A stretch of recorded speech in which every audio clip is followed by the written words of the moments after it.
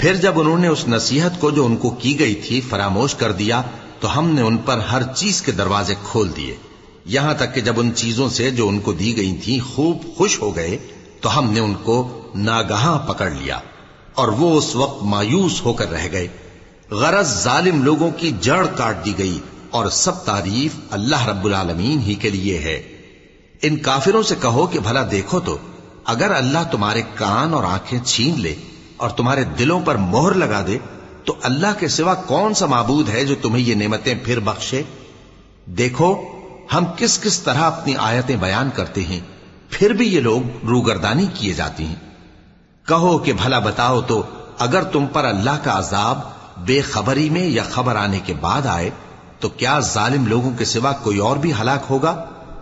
اور ہم جو پیغمبروں کو بھیجتے رہے ہیں تو خوشخبری سنانے اور ڈرانے کو، پھر جو شخص ایمان لائے اور نیکوکار ہو جائے تو ایسے لوگوں کو نہ کچھ خوف ہوگا اور نہ وہ غمگین ہوں گے۔